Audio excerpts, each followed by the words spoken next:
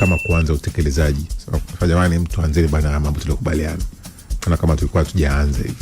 Yes, na unaweza kusema kwamba inashangaza au inachekesha kwa sababu makubaliano kati ya DRC pamoja na Rwanda ni makubaliano ambayo yamekuwa ya kwenda na kurudi. Ukitazama ni makubaliano ambayo ukitazama yamekuwa ukiyatazama kama wanataka kufikia hitimisho, lakini bado mzozo unakuwa haujatatuliwa. Na jumuiya za kimataifa, jumuiya za kikanda, viongozi wenyewe wa nchi wamekuwa ni sehemu ya msingi ya kujikubaliana. Ni kweli kabisa kwamba makubaliano ya diplomasia ni mchakato. Inaenda na phase mbalimbali.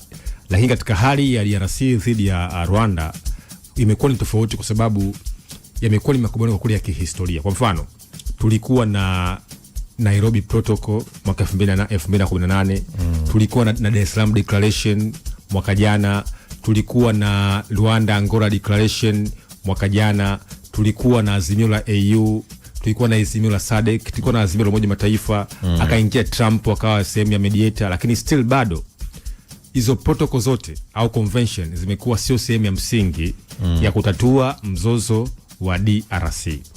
Sasa unaweza kujiuliza kwamba okay, DRC sasa shida ipo wapi? Je, hawana negotiation faith? Yani hawana imani miongoni mwa pande zote mbili, au hawana trust miongoni mwa pande zote mbili? Kwa sababu hizo ni principle mnapokaa kwenye meza mazungumzo.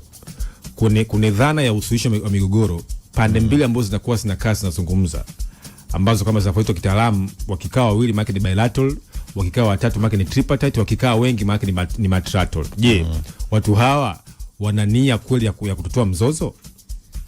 Lakini kitu cha kujiuliza, je, hawa watu wakikaa kwenye meza mazungumzo, je, kuna mtu mwingine katika hao ambao wanaitwa actors?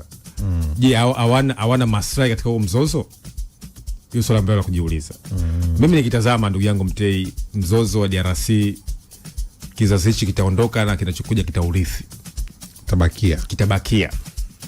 Kwa sababu mzozo wa tatizo bado umekuwa hauzungumzi. Kwa mfano, unasema tuweke ceasefire. Lakini unafahamu Willy Ngoma, msemaji wa M23, aliuliwa miezi miwili iliyopita. Lakini unafahamu vile vile haya makundi ya M23, kwa mfano kuna kikao ambacho kilifanyika Marekani dhidi ya Trump na akawaita wakina Mheshimiwa Rais Ruto, wakina Ndayishimiye kama nakumbuka, wakina Rais wa Rwanda kutazama, lakini wote umekuwa bado sio sehemu msingi ya kufanya ya kutatua mzozo.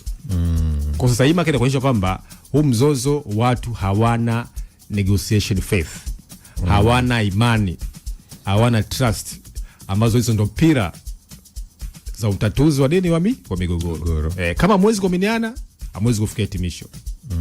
Kama mtu ambaye anawasuluhisha naye ana maslahi, hamwezi kufikia hitimisho. Yaani hapa ni science, ni principle. Kwa hiyo kwa kweli mimi nikitazama sioni ukiisha. Haya bwana, sisi tusubiri tuone kama walichokubaliana kwenye hii taarifa yao ya jana ya pamoja kitatekelezwa, kwa sababu ni vitu vingi vipo kwenye ule makubaliano ya waliokubaliwa au waliokubaliana wakiwa na Marekani. Sasa utekelezaji ndio umekuwa mgumu. Kama walivyosema inaonekana kabisa wanaenda kwa sehemu, naona wamerudi zao nyuma, wanaanza tena. Lakini jana anasema bana, jamani, tuanze kutekeleza. Tukiwa hapo DRC, makamu wa rais wa pili wa bunge la Senate aitwa Bahati Lukwebo, yeye ametangaza kujiuzulu kwenye nafasi yake baada ya kuanzishwa kwa mchakato wa kutaka kumuondoa kwenye nafasi hiyo kwa kile ambacho maseneta wanasema hawana imani naye.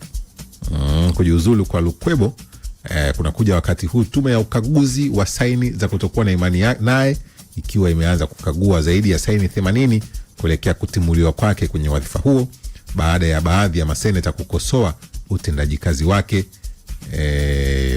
Hii ni taarifa kutoka Kongo. Wiki iliyopita huyu bwana mbele ya vyombo vya habari, yeye alijitokeza akapinga mradi wowote wa marekebisho au mabadiliko ya katiba. Msimamo huo ulionekana kama usaliti ndani ya familia yake ya kisiasa Union Sacré, vyama vinavyomuunga mkono Rais Tshisekedi. Kwa hiyo bwana amejiwahi mchakato wa kutokuwa na imani naye umeanza, kura zimeanza kuhesabiwa, yeye akasema mimi nimejiuzulu. Yakingia kwenye historia ya kufukuzwa. Mimi najiuzulu, kwa hiyo hapa mimi sijafukuzwa. Mimi nimejiuzulu peke yangu. Tukiangazia hii ya mwisho kutoka huko Afrika, watu 17 wameuawa na 12 wamejeruhiwa katika shambulio la ndege zisizo na rubani kutoka kule Sudani. Ni shambulio ambalo limefanyika kule Chadi. Shambulio hilo lilitekelezwa jioni ya Jumatano Machi 18 huko Tin, mji ulioko mashariki mwa Chadi kwenye mpaka wa Sudani. Linahusishwa na ndege isiyo na rubani na vikosi vya msaada wa haraka ambao wanapigana na jeshi la Sudani tangu mwezi Aprili 2023 kufuatia mkutano wa baraza la ulinzi na usalama uliofanyika usiku. Rais wa Chadi Mahamat Idris Deby aliagiza jeshi la Chadi kulipiza kisasi dhidi ya shambulio lolote lililotokea la Sudani. Chadi na Sudani na wenyewe ni kama tu. Sasa hebu fikiria hapo. Yani Sudani hakuna taifa kimsingi. Sudani taifa limeanguka kwa sababu wao jeshi la Sudani ambalo limekuwa likiongozwa na Abdul Fattah al-Burhan na jeshi la RSF Rapid Support Force ambalo limekuwa likiongozwa na Hemeti. Kumbuka ni majenerali wawili ambao wamesababisha nchi kuweza kuanguka kabisa ndani ya Sudan. Hakuna utulivu, hakuna umoja, watu wamekuwa wakisambaratika. At the same time inaingia Chadi na wanataka kulipa kisasi. Sasa unajiuliza kwamba okay, ipi nafasi ya serikali kuweza kulinda mipaka ya nchi? Kwa sababu nafahamu na lazima tujue kwamba tunapozungumzia nchi maana yake ni watu, nchi ni mipaka, nchi ni serikali, lakini nchi ni uwezo wa ile serikali kuweza kulinda watu wake na mipaka yake. Sasa kama Chad wanalipiza kisasi dhidi ya nani? Kwa sababu jeshi la Sudani linapambana na vikosi vya RSF ambao wote kina Mohamed Dagalo Hemeti na mwenzake Al-Burhan wote wanajionyesha kwamba wao ni viongozi wa hiyo nchi. Tafsiri hapa ni kwamba huo mzozo nao unasambaa, unavuka mipaka. Unasogea. Okay, inazungumzwa hapo baraza la usalama la Umoja wa Mataifa. Ikinacho kichekesho kingine, ndio maana hata Trump kuna muda mimi nakubaliana naye anapoanzisha Board of Peace kwamba ili baraza la usalama liweze kutatua matatizo ya dunia ya leo, bora tuje na chombo kingine tu, kwa sababu limeshindwa mpaka sasa hivi kutatua mizozo yote kuanzia Palestina, Kongo, Afrika ya Kati, Ukraine, mpaka Iran sasa hivi, mpaka Venezuela ukienda.